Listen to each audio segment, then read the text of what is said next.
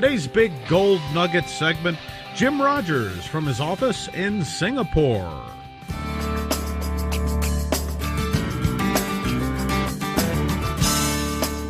Jim Rogers, a globally renowned author, commentator, hedge fund manager, co-founder of the original Quantum Fund, author of many bestsellers. Welcome back. Oh, I'm delighted to be here. It's my pleasure. You've been on record this year talking about a recession, and we're seeing a lot of signs of that. The stock market, it's really gone nowhere for a year. You seem to think this could be an important top for U.S. equities. Well, yes. I mean, if you actually look at the market, the New York Stock Exchange, for instance, only 1/3 of stocks were up last year. Twice as many were down as up. If you look at the breadth, the stocks advancing and declining, it peaked out in 2014, and the breadth has been going down ever since. So people may think the stock market is up, but for those who own stocks, they're finding out that that's not the case. It's been quite a run since 2008, 2009. Of course, if we take a look at the Fed's balance sheet, almost lockstep with this stock market rally. Do you see that correlation as key to the advance? That's the only reason stocks are up, and they're not even up, as I said. This is all very artificial. The Federal, not just the Federal Reserve, central banks everywhere. This is the first time in recorded history that you've had everybody, all of the major central banks, printing money. The Japanese, the Europeans, the British, the Americans, we're all doing it. Everybody thought this is a wonderful idea. Chris, of course it's not. It's going to end in disaster. It's already ending in disaster. As I said, most stocks are down worldwide, but let's use the U.S. since we're both Americans and the audience is American. Stocks are down. Despite the averages, despite a few stocks that are up a lot, stocks are down. This is not going to end in a lot of fun. It's going to end very badly for all of us. You've mentioned that this could be the last rally. I put that in quotes, and we're seeing, again, signs of that. These price-to-earnings ratios, the CAPE ratios, some of our individual stocks, 300, 500 priced to earnings. I mean, they're priced for perfection for eternity. Could this lead to maybe a 1929 style scenario, or are we in worse or more dangerous waters? Chris, we're certainly going to have worse times than we've had in our lifetimes.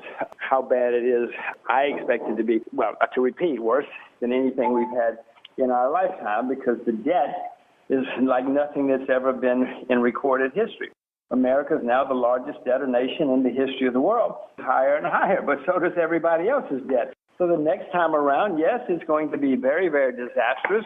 The only hope, Chris, is if somehow the world survives the next time around, but it won't survive the one after that, I assure you, because the debt will be so much higher, money printing will be so much worse. We're going to live in very interesting times, which is, as you know, a Chinese curse to live in interesting times.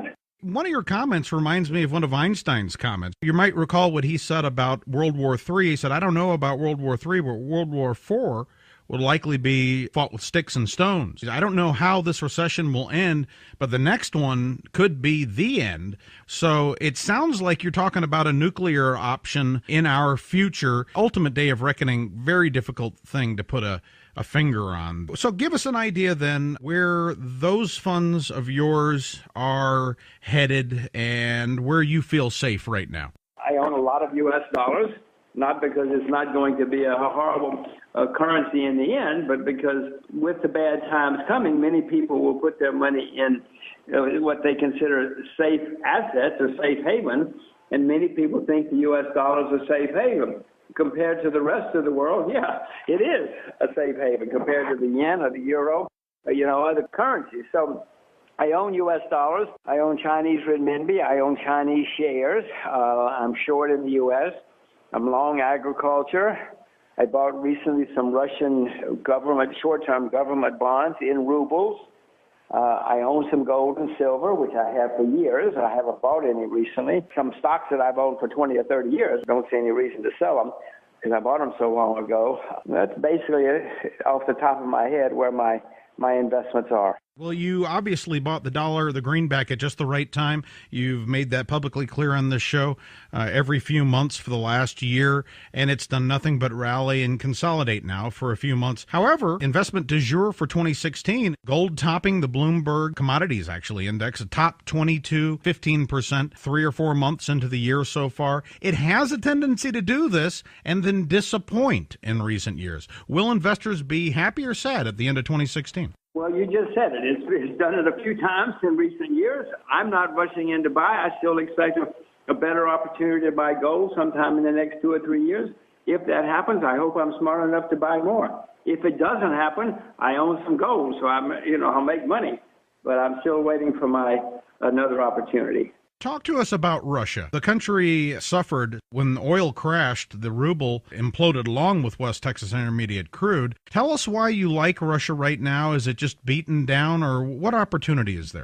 Well, it is certainly beaten down. I cannot think of any market in the world that's more hated than the Russian stock market, any market, in fact. And I've learned over the years that if you buy something that's really hated, especially if it's fundamentally sound, you're probably going to do okay. May take some time, but you're probably going to do okay. Russia has huge resources, as you know. It's not a debtor nation. It's still a big creditor nation. Currency is convertible. I mean, they've got problems, but they've been doing the right things. I wish their central banker running our central bank, for instance.